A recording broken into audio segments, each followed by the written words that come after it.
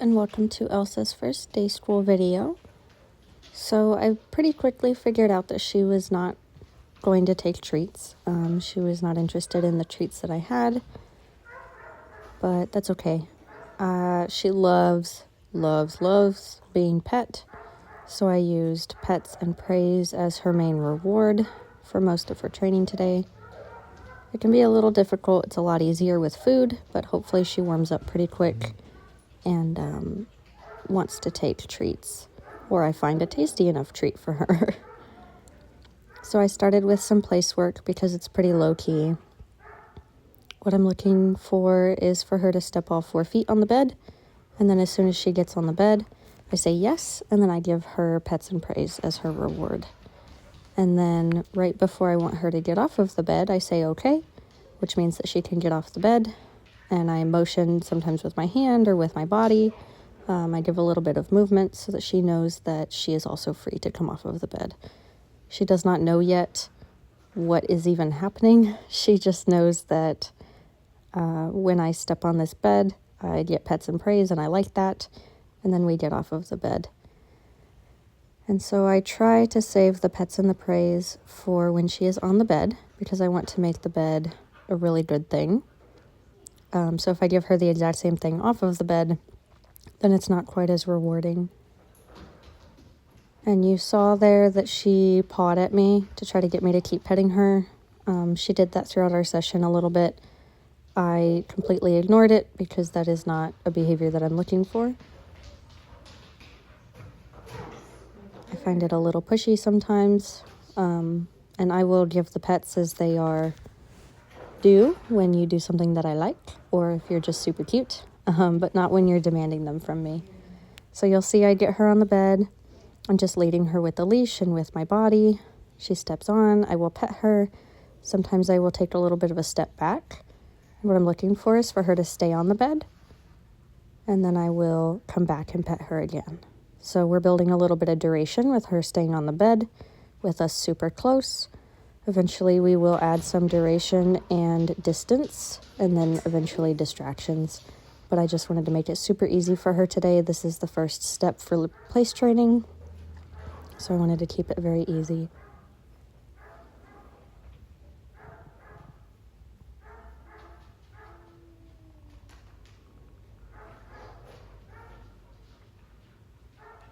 So there, she stepped off of the bed before I said okay, which is all right in this stage of the training, but I'd like her to stay on the bed.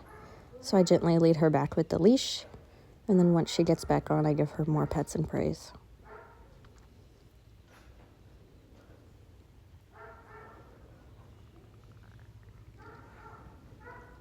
Another thing to note is that I'm not using a command yet because she has no idea what's happening. So I can't give a command if she does not know how to follow through. That's just unfair. So I'm not using any words. I'm just guiding her with the leash and with my body to get on the bed.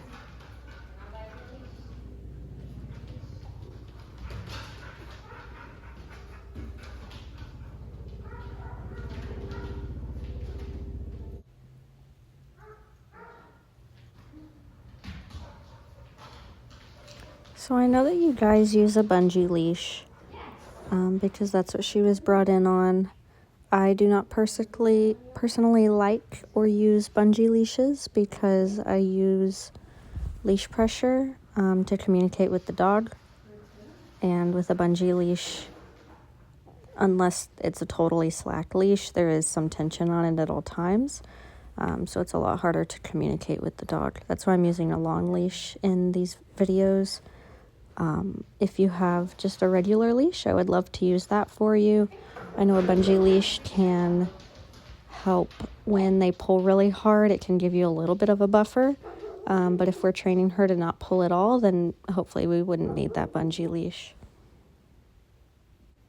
So like in this moment when she gets distracted, I have very light leash pressure on that leash. And I'm waiting for her to release the leash pressure. She turned it on. I'm just holding it. And a tight leash means that something should change. That's the communication that I'm giving. And then once she gives some slack to the leash and comes back to me, I praise and pet and reward. Ideally, I would give a treat when she came back and released the leash pressure. However, she much prefers pets and praise at this moment, so I make sure to give her a lot of that.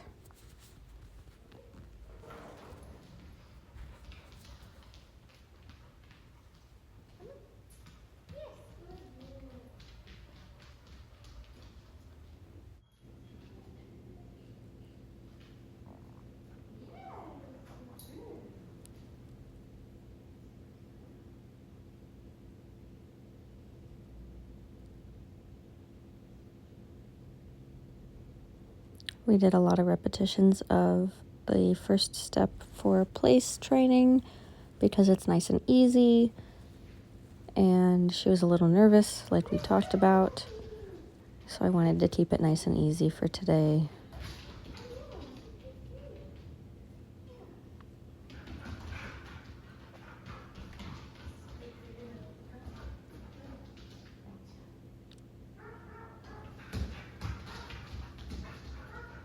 So this is the moment where I realized that when she gets aroused, she wants to grab onto something, which is a pretty common issue with some dogs. And so what I'm doing is I'm stepping on the leash so that she cannot grab it. I don't know if you have this problem at home or not, but I noticed it a couple times throughout our session. So I am not saying anything. I'm not going to fight her for the leash. I'm just stepping on it so that she cannot run around with it and reward herself for grabbing the leash. And then I find a toy, and so I give her the toy. So she can still put something in her mouth. She can still pacify herself when she's aroused. And so she's putting her mouth on something that is acceptable, because putting her mouth on the leash is not acceptable. So I traded it out, the leash for the toy. And then I let her roll around with the toy for a bit. She was very happy.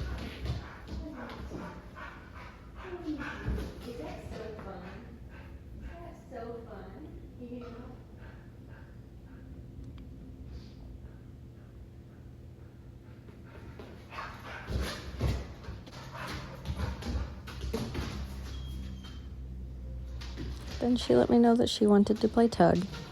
And like I texted you, the first couple sessions with the dogs that I work with, I'm mostly getting to know them and building a relationship.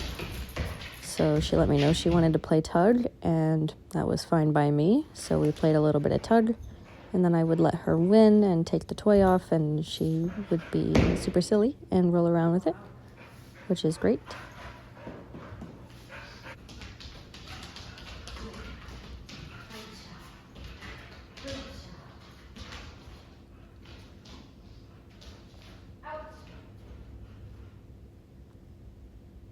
So if we were going to play tug, I wanted to see if I could introduce an out command, so for her to drop the toy and let me have it. So the way that you start doing that is you will tug, tug, tug, and then you'll freeze up, and you'll just stand very still, plant your feet. Don't tug on it anymore, just hold it. She'll keep tugging on it because she doesn't know what out means yet, I assume. So we say the word, and then we freeze up, and we make the toy uninteresting, and then she'll eventually go, "Hey, why aren't you moving that toy anymore? That's not fun." And she'll release, and then as soon as she releases, we say yes, and then we give her that toy. So we can either give it back to her mouth for another round of tug, or we can throw it for her because she does like chasing it. So you'll see how I freeze up because I've said the word out. And she's thinking about it. It takes a little bit the first couple times, especially because she won't take food. If she would take food, I would put a treat by her nose and trade her the piece of food for the toy. And then you saw as soon as she did out, I tossed the toy for her and said yes, because that's what I was looking for. I don't want her to think that by saying out, playtime is over, and that was any sort of bad thing. I just want her to be able to have control over when she grabs the thing, when she releases the thing, so that it's more cooperative play rather than just tugging endlessly on a toy. And then we calmed down a little bit and did a little bit more place work. This is really just repetitive.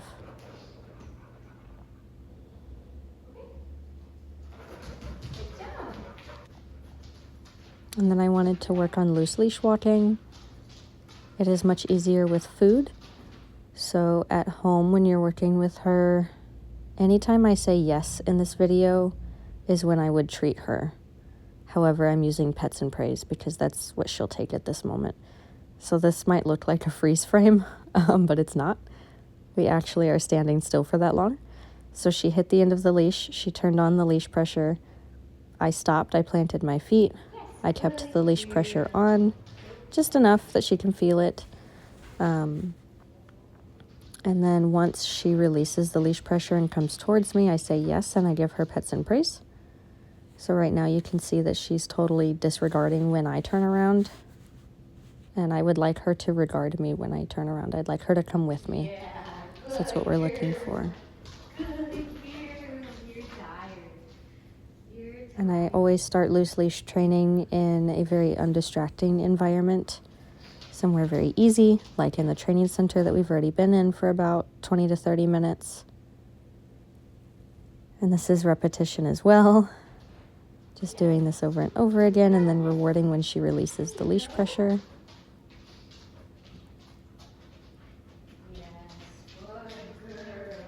And you can tell she's already a bit tired by this point. So I'm trying to keep it pretty low key.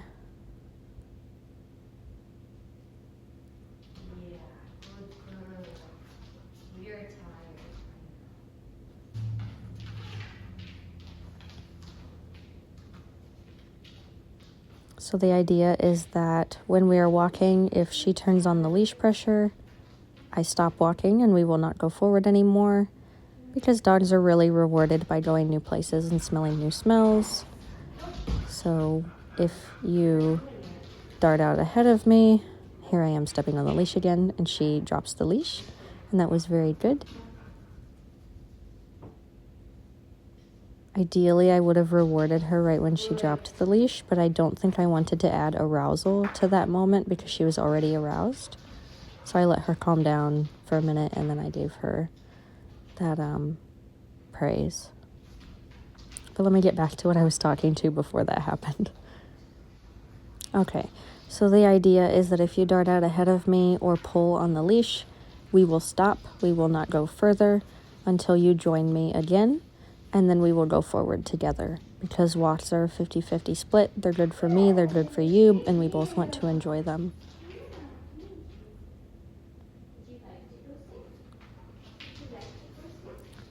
And then I give her a break to go sniff things, because it's very difficult to be told, no, you can't go that way, no, you can't go that way, over and over again. I always give the dog the opportunity to sniff things and to check out the room. So all in all, she did pretty good. I just hope that next time she'll be a little bit more comfortable with me and we can continue working on place and loose leash walking and playing with toys and all that good stuff. If you have any questions, please always feel free to text me. I'd be happy to chat with you about her.